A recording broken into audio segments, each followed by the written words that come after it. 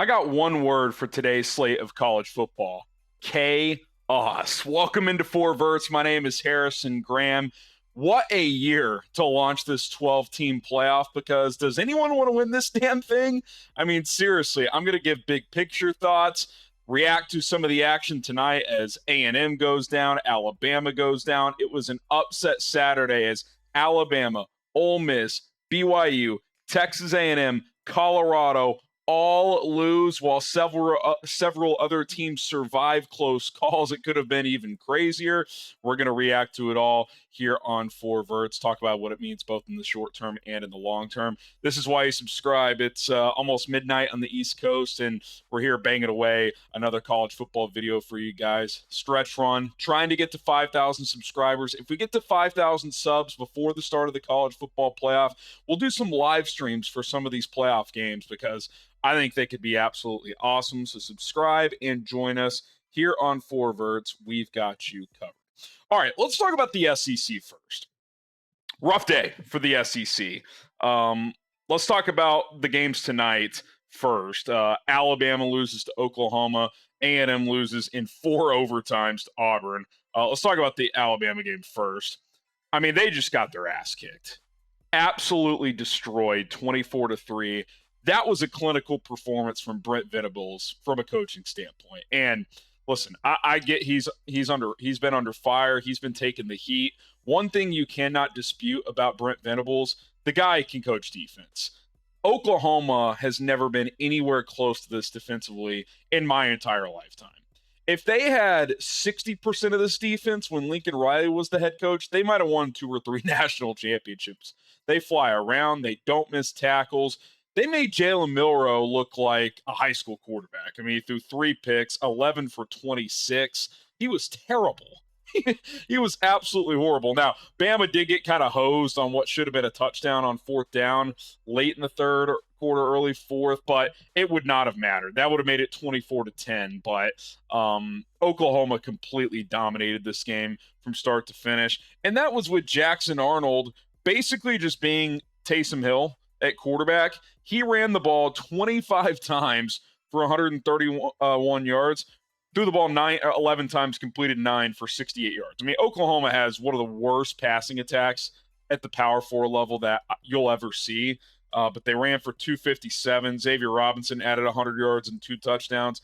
I mean, Alabama looked lost, and I get a lot of chaos happened, and there's probably going to be a 3-loss SEC team that gets into this thing when it's all said and done. And I know Bama was the highest ranked one out of these 3 that lost today.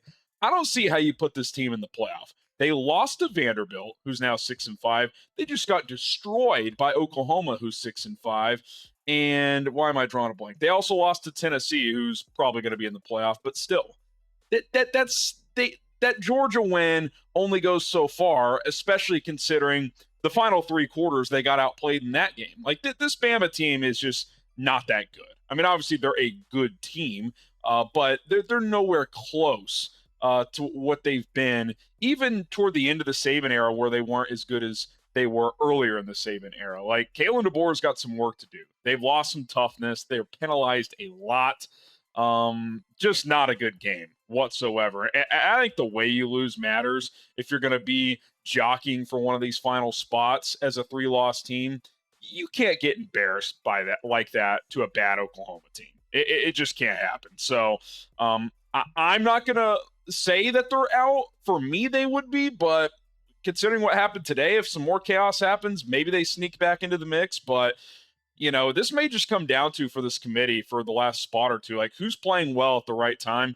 They're not playing well right now. They play Auburn next week, who I get just beat A&M, but like, to me, there's nothing they could do against Auburn next week that would be like, yep, they're trending in the right direction. Like, they got to win next week and get just a crazy amount of help to get to the playoff.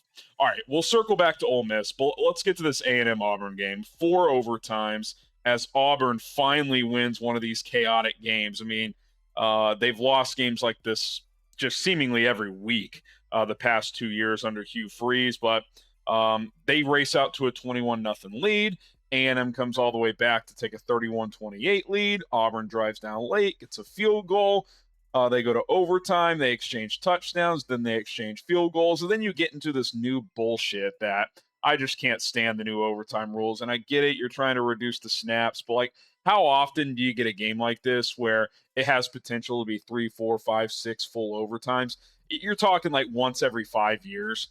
I would rather have that happen than go to a 2-point conversion off. I mean, it's worse than penalty kicks in soccer, but that's what we got. Neither team converted on the first one. Auburn converts on the second one, and then on the ensuing one for A&M, they run a trick play where they motion out Marcel Reed, the quarterback, to wide receiver. Looks like they're going to run a wildcat play. Running back takes the snap, pitches it to Reed, who then throws to a wide open player who just drops the ball. And the game ends like that. And you're just going, you laugh because it's like you play for 4.5 hours and the game ends on that. It's pretty silly, but that's what happened. And A&M, just like Alabama, just like Ole Miss, who we'll talk about here in a second, suffers their third loss. Now, you got to think A&M's in major trouble because they were already lower on the list, according to this committee. Auburn's a 5-6 team. It's going to be a tough path back. Now, they have Texas next week. If they win that game and get some help, 2 of their losses are in conference, not all 3. So there's still a path to the SEC championship game. So that if they could get back there, obviously they have an opportunity to get an automatic berth if they were to win the SEC championship. Let me just pull up the standings here. If they were to win next week, they would obviously have the tiebreaker over Texas. If one of Tennessee or Georgia's already at 6-2, so I don't think they could leapfrog them. I'm not sure exactly what the tiebreakers would be, but if they get a little bit of help with the win over Texas, maybe things change. Maybe a win over Texas just gets them back into the at-large hunt, because, again, I do think a 3-loss SEC team probably gets in there. I wonder if it's Ole Miss after all, because they lost close today to a ascending Florida team. They have a good win over Georgia. I don't know, because South Carolina, who plays out of conference, probably top 15 ranked Clemson, get in with the win next week. I think that's on the table. Again, getting back to the how are teams playing right now, if South Carolina beats Clemson next week, I would say out of all these teams in the 3-loss realm in the SEC, they would clearly be playing the best. I wouldn't mind giving them the nod. Now, I feel icky saying one of these 3-loss teams should get in, but if they do, South Carolina winning next week would probably be the team that I cheer for in that regard. Okay, let's talk Big 12 chaos and scenarios now. Colorado goes down to Kansas, who, by the way, shout out to the Jayhawks, first team, I think, ever as an unranked team to win 3 games in a row, unranked and below 500 to win 3 games in a row against ranked opponents. They beat Iowa State 3 weeks ago, or 2 weeks ago, BYU last week, and then Colorado today, and they kind of spanked them 37-21, and the Buffaloes were rolling too. So that's a really impressive win. So that happened. Arizona State, BYU. Before we talk about some of these tiebreak scenarios, we got to talk about what happened at the end of this game. So Arizona State's dominating 21-3.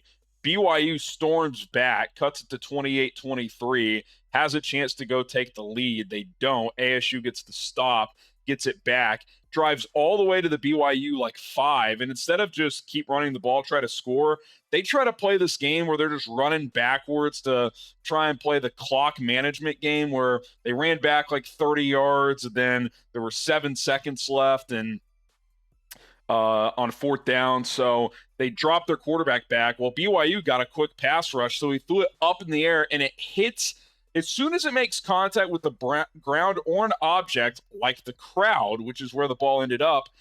That's when it's dead. Well, initially the clock ran out. I bet 20,000 fans must have stormed the field, and they're reviewing this the whole time, and it's clear that there's 1 second left. There was a full 15-minute delay for the review, talking to the coaches, clearing the field.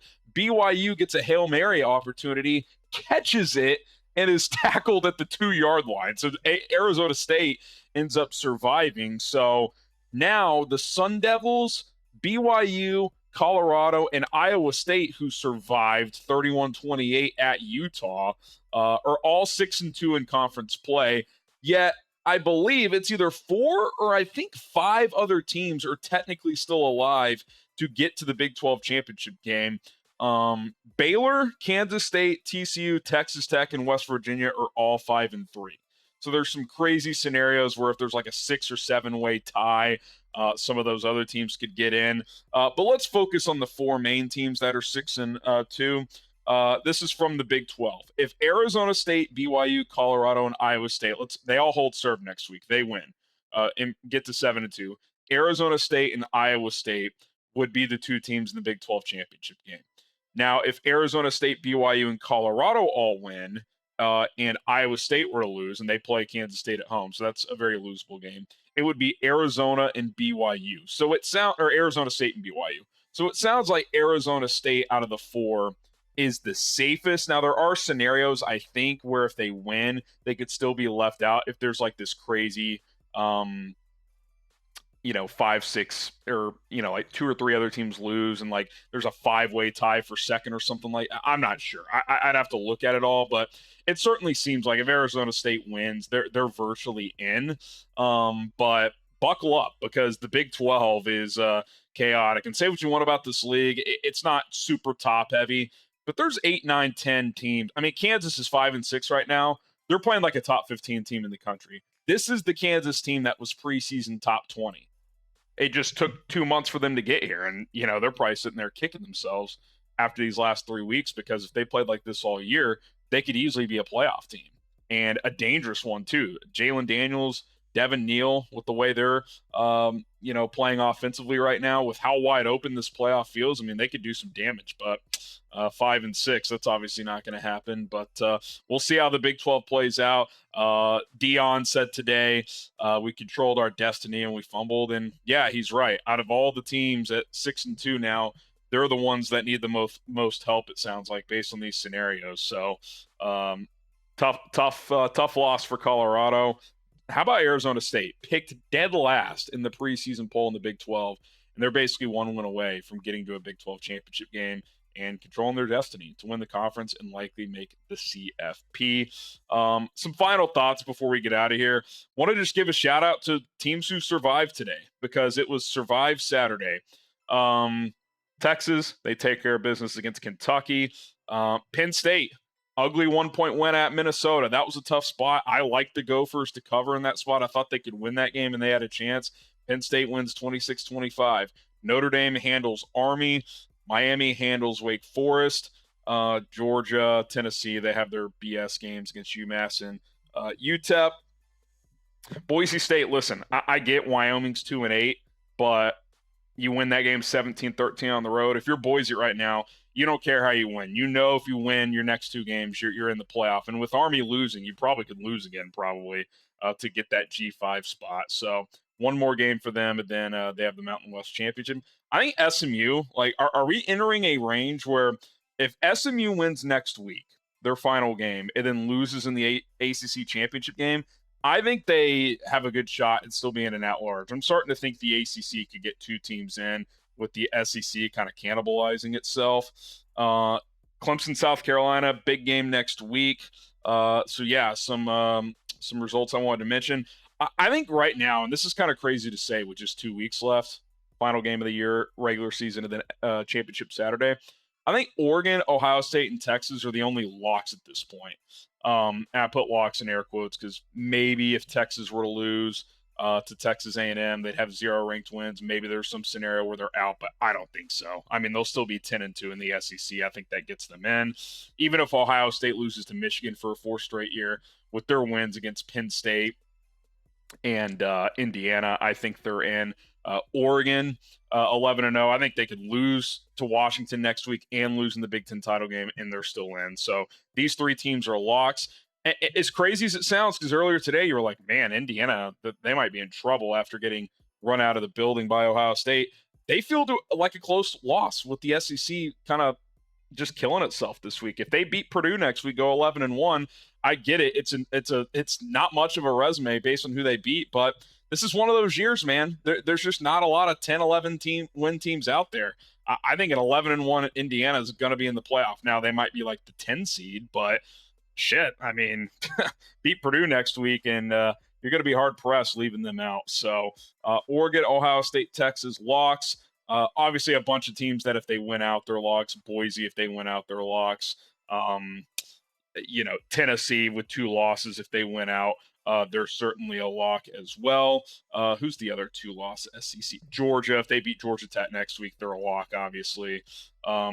I still think the Big 12 champ, the ACC champ, they're both going to get in. So that right there gets you to 6 or 7. But then these final 5 spots, I mean, what if Tennessee loses at Vandy next week?